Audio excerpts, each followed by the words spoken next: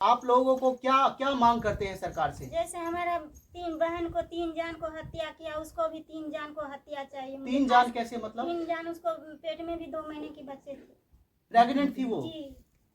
उसको फांसी का सजा होना चाहिए। अभी मतलब आपकी बहन जिस मृतका जी वो प्रेग्नेंट थी? हाँ जी, हाँ जी।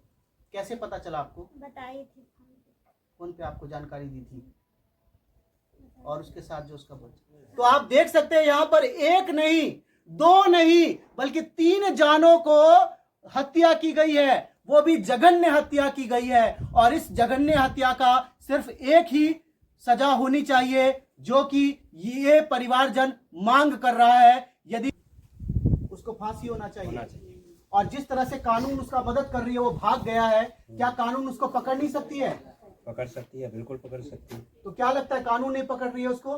पकड़ रहे हैं, काम चल रहा है, कर रहे हैं। तो पूरा परिवार भाग गया है और पुलिस अभी तक एक को भी नहीं पकड़ पाई है। कहीं आजू बाजू जो है उन लोगों को तो पकड़ दकर कर रहा है वो लोग, लेकिन आरोपित को तो नहीं पकड़ा जा रहा है। आरोपित को नहीं। तो क्या लगता है पुलिस मदद नहीं कर रही है उन लोगों की? अब ये बात कौन बता सकता है कि पुलिस मदद कर रही है? तो आपको नहीं लगता है कि पुलिस कहीं ना कहीं इसमें मिली हुई है, तब ना उसको नहीं पकड़ रही है? मिली हुई होगी, ये कंफर्म तो है। तो देख सकते हैं आप, एक परिवार एक बहुत बड़ी घटना करके ग्राम रतौली पंचायत बिशनपुर से भाग जाता है। और आप आज जब कोई बड़ा क्रिमिनल भागता है तो शायद ना पकड़ा जाए, लेकिन वो अपने परिवार के साथ है, उसके साथ उसके पूरे परिवार के आदमी है और वो भाग जाता है। और बिहार की पुलिस, खासकर फुलपरास थाना की पुलिस, जो यहाँ की प्रशासन है, जो मधुबनी प्रशासन है, उसे एक सुराग भी नहीं मिल पाता है। एक परिवार वारदात करके भाग जाता है और प्रशासन को कोई सुराग नहीं मिलता है। वो आसपास के आदमी को पकड़ के केवल अपने केस को खाना पूर्ति करती है और आरोपित को, जो आरोपित है, उसको नहीं पकड़ पाती। तो आप खुद सोच सकते हैं। खबर आसपास, मैं विष्णु सिंह। आज हम मौजूद है बिशनपुर पंचायत, घोगड़िया ब्लॉक, थाना फुलपरास, वार्ड नंबर 4।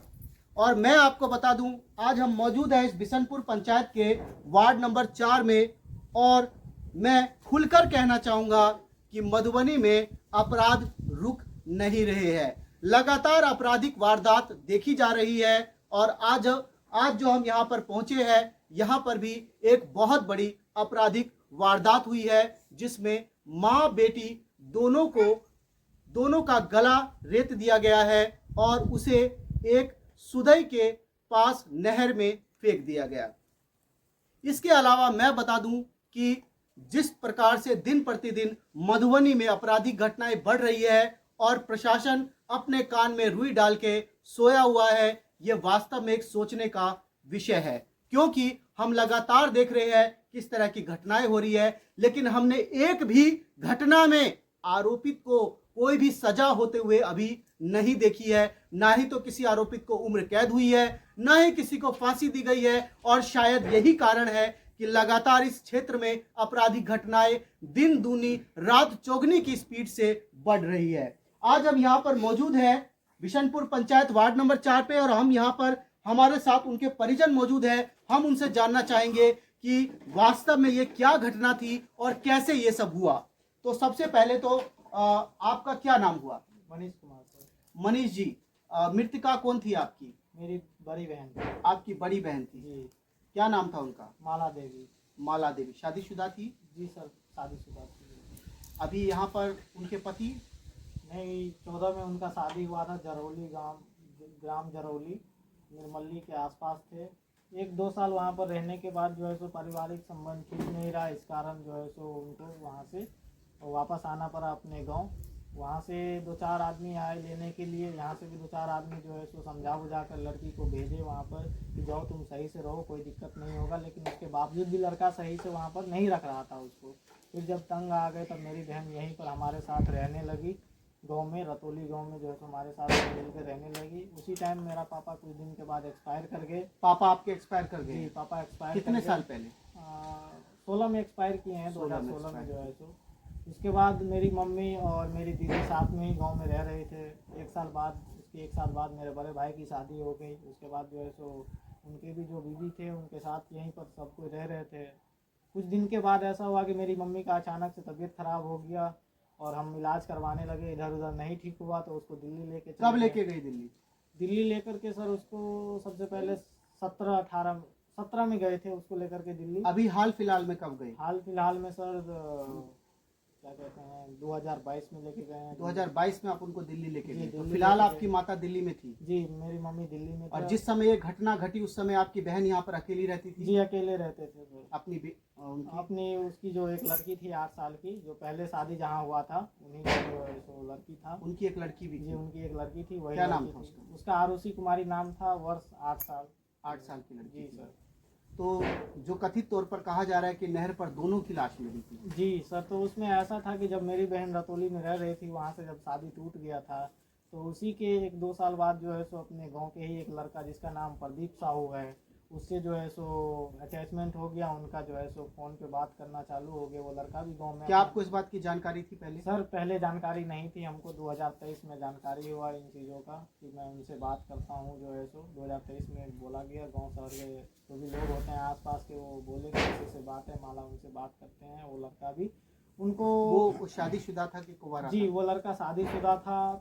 सुनाई में जो आ रहा है कि 4-5 सालों से उनको शादी का झांसा देकर अपना बात करते थे, यौन संबंध नहीं, वो बनाते थे। प्रदीप साहू जिसका नाम आप ले रहे कथित रूप से, वो क्या शादीशुदा थे या कुंवारे जी थे? सर, वो शादीशुदा है लगभग। पहले से शादीशुदा जी है? पहले से शादीशुदा है, उनके 2 बच्चे भी हैं। 2 बच्चे भी हैं। जी वही उसके बाद जो है सो बात करते थे हमारे बहन से, लगातार बात करता रहा और शादी का झांसा वासा जो भी है अपना दे करके शारीरिक 2000 शोषण किया। जी शारीरिक शोषण करने के बाद 2023 में उनको बोला कि हम तुमसे शादी करेंगे। तो मेरी बहन अचानक घर से जो है सो दिल्ली के लिए रवाना हो गई। जब हम लोग दिल्ली में थे, यहाँ पर कोई रह नहीं था, अचानक यहाँ से निकल के दिल्ली आ गए। हमारे पास 8 से 9 दिन रहा दिल्ली में। वहाँ से भी फिर अचानक निकल गई कि हम काम पे जा रहे हैं, ऐसा बोल के निकल गई। गांव से पता लगा कि वो लड़का भी जो है सो अपना निकल गया है, तो हम लोगों को शक हुआ कि कहीं ऐसा तो नहीं है कि दोनों एक साथ हैं। तो हमने कॉल करने की कोशिश की हम अपनी बहन से, तो उनका कॉल नहीं लगा, कभी रिसीव नहीं होता था। अचानक उधर से 8-10 दिन के बाद कॉल आता है, तो उनसे पूछा जाता है कि एक बात बताइए कि गांव से पता लगा है कि जिस लड़के से तुम बात करती थी वो लड़का जो है सो पैसे वैसे लेकर के निकल गया है, तो क्या वो तुम्हारे साथ हैं? तो मेरी बहन बोली कि जी वो मेरे साथ है और मैंने शादी कर लिया हूँ। उन दोनों ने शादी कर जी ली। हम दोनों ने शादी कर लिया हूँ, कोई दिक्कत नहीं है। उनके परिवार हमको एक्सेप्ट कर रहे हैं, हम 2 महीना बाद घर जाएंगे। 2023 में उन्होंने ये चीज़ बोला, लगभग जनवरी में जो है सो। ये बोलने के बाद हमारी मम्मी थोड़ी सी चिंतित हो गए और उनसे बात करने की कोशिश किया कि ये सब क्यों किया जो है सो। बट उन्होंने बोला कि हमको एक न एक दिन शादी करना ही था इनसे, तो हमने शादी कर लिया है और आप लोग टेंशन मत लीजिए, हम बहुत अच्छे से हैं। उनका परिवार हमको एक्सेप्ट कर रहा है, हम 2 महीना बाद घर जाएंगे। वापस से एक बार 8-9 मार्च को कॉल आया कि हम लोग घर जा रहे हैं अचानक। तो मम्मी ने उनसे पूछा कि घर क्यों जा रहे हो, तो उन्होंने बोला था कि 2 महीना बाद जाएंगे। अच्छा, वो आपकी दीदी को लेके पहले बाहर रहते थे प्रदीप? नहीं, वो जब मेरी दीदी पहले गई हमारे साथ, उसके बीच में जो है सो 4-5 रोज के बाद सुनाई में आया गाँव से कि वो लड़का भी निकल गया।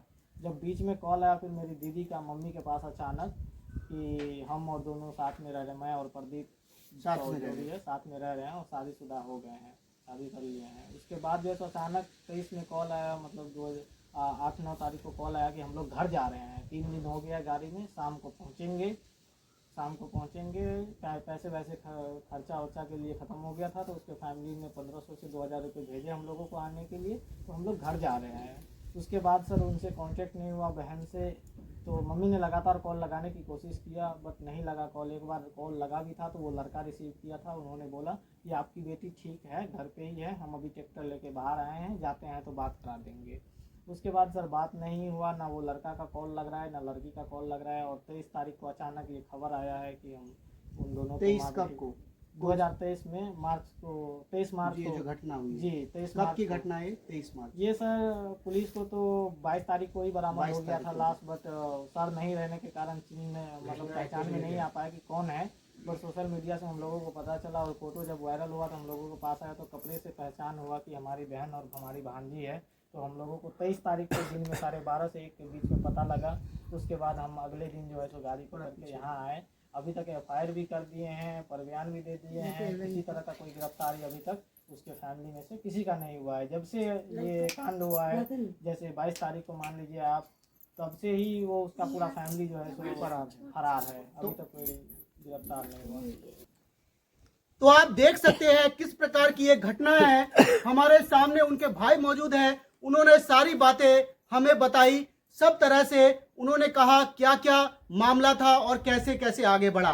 तो इस तरह की घटनाएं लगातार हम देख रहे हैं, जहां पर एक शादीशुदा आदमी एक महिला को जो है शादी का लोभ देके शोषण करता है, शारीरिक शोषण करता है, और जब बात शादी तक पहुंच जाती है, जब बात परिवार तक पहुंच जाती है, और जब बात उसको अपने साथ रखने की हो जाती है, तब उस आदमी को वो बात अखरने लग जाती है। और ऐसे ही जो है इस केस में जहां तक हमें जानकारी मिल रही है कथित रूप से कि प्रदीप साहू नाम का एक व्यक्ति जो कि रतौली के ही निवासी है और यहाँ पर थ्रेसिंग या ट्रैक्टर वगैरह का कार्य करते थे। काम करते करते दोनों में अटैचमेंट हो गया, प्रेम प्रसंग का मामला चला, और उसके बाद परिवारजनों को यह कहा गया कि हम शादीशुदा है, अब हम बिल्कुल ठीक हो चुके हैं, और उनके परिवार ने हमें एक्सेप्ट कर लिया है। लेकिन अचानक ही ऐसी सूचना आती है जब 22 मार्च को उनकी और उनकी बेटी जो है, छोटी एक ही बेटी है उनकी,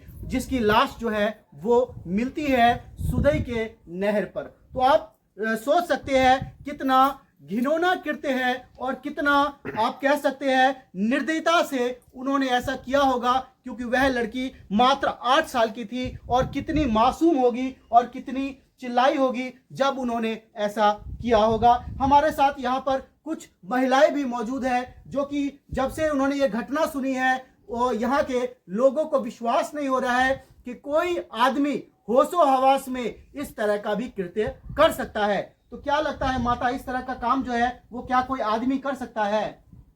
सर ई तो काम कोई नहीं करे थे, लेकिन एहन काम नहीं हेबाक चाहिए जे गर्दे नहीं करे। ई कोनो आदमी कह सके, तो जानवर के काम छे, तो जानवर का काम छे, लेकिन प्रदीप सब काट केल कहे ओकरा की गोली, ओकरा तो ओकरा की मांग करे छी अहाँ सब?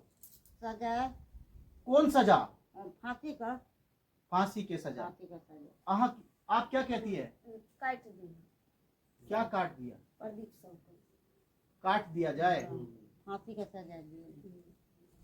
तो देख सकते हैं आप, महिलाओं का कहना है, महिलाओं का साफ कहना है कि अगर किसी व्यक्ति ने इस तरह का घिनौना कृत्य किया है तो उसे उसके बदले में, अगर कानून में यदि भारतीय आईपीसी धारा में अगर किसी कोई जो सबसे जघन्य धारा है उस धारा के तहत उसे जो है वो आप कह सकते हैं इंडियन पिनल कोड के अनुसार अगर कोई सबसे जो बड़ी धारा है फांसी की या उम्र कैद की, वो उसे मिलनी चाहिए। हमारे साथ और भी आप बड़ी दीदी है, तो हमारे साथ इस समय मृतका की बड़ी दीदी भी मौजूद है।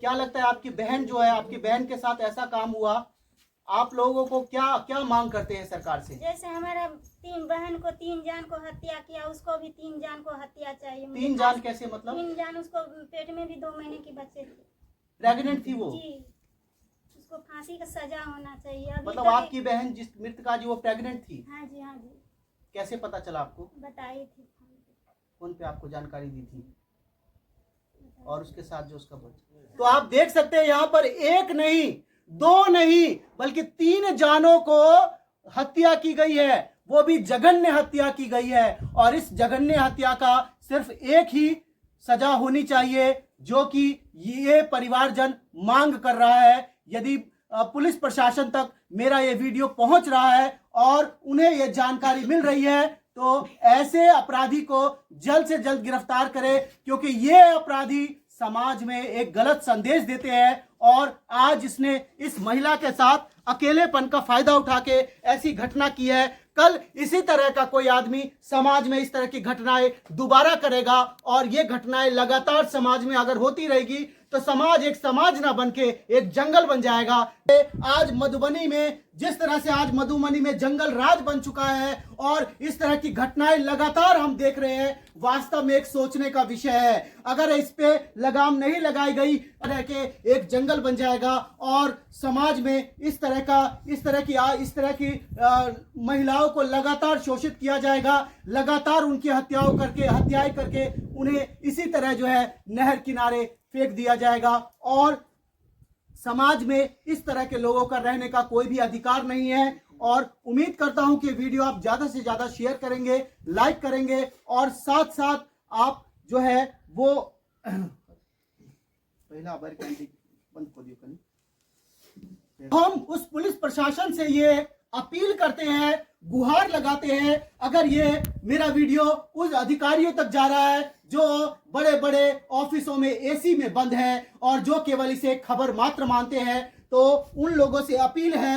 कि इस पे जल्द से जल्द कार्रवाई हो और इस तरह के अपराधियों को जल्द से जल्द पकड़ा जाए और उन्हें जिस तरह की इन लोगों की मांग है, जो भी ये मांग कर रहे हैं फांसी की या उम्र कैद की, उससे भी बड़ी सजा होनी चाहिए, क्योंकि ये लोग जिन्होंने इस तरह का घिनौना अपराध किया है वो लोग इंसान नहीं है बल्कि वो लोग जानवर है, क्योंकि कोई जानवर भी इस तरह का काम नहीं कर सकता है। उन्होंने समाज में जिस तरह की घटना की है वो कहीं ना कहीं समाज को पूरी तरह से उसने दूषित कर दिया है और समाज में एक बहुत ही खराब मैसेज दिया है। आज ये घटना इस गांव में हुई है, ये घटना कहीं और भी हो सकती है और इस तरह की घटनाएं लगातार हमारे समाज में कहीं भी हो सकती है। इस पर प्रशासन को कदम उठाना बहुत जरूरी है, जल्द से जल्द सजा मिले और जल्द से जल्द इन लोगों को इंसाफ मिले।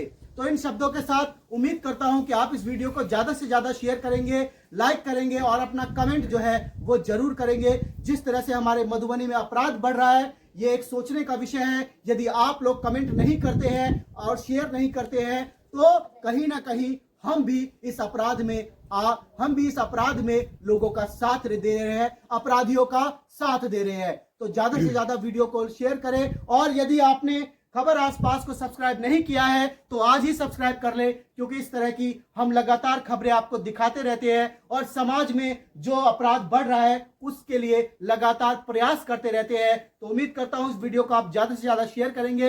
इन शब्दों के साथ फिर मिलेंगे अगले वीडियो में, तब तक आप लोग देखते रहे खबर आसपास।